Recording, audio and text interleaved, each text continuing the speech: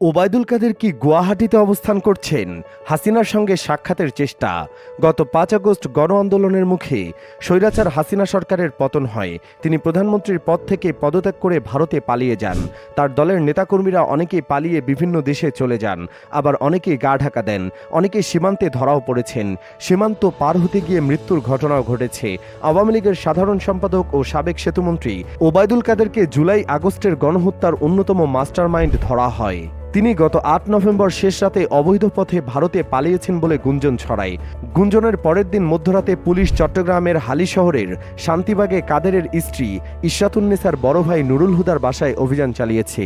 একটি বাংলাদেশি গণমাধ্যমের খবরে বলা হয়েছে, সাবেক সেতুমন্ত্রী ওবায়দুল কাদের চলতি মাসের প্রথম সপ্তাহে সিলেট সীমান্ত দিয়ে একটি প্রভাবশালী মহলের সহায়তায় ভারতের মেঘালয় রাজ্যের রাজধানী শিলংয়ে পাড়ি জমান।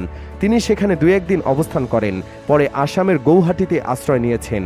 সরকার পতনের পর সাবেক মন্ত্রী, এমপি সহ মাঝারি পর্যায়ের অনেক নেতা ভারতে পালিয়েছেন। তাদের কয়েকজন জানিয়েছেন ওবায়দুল কাদের ভারতের কলকাতায় পৌঁছেছেন বলে তারা শুনেছেন, তবে তাদের সঙ্গে সাক্ষাৎ হয়নি, টেলিফোনেও কথা হয়নি। তবে এবার গুঞ্জন ছড়িয়েছে অবৈধভাবে সীমান্ত পার হয়ে ভারতের আসাম রাজ্যের রাজধানী গৌহাটির একটি হোটেলে অবস্থান করছেন তিনি। দিগন্ত ডেস্ক।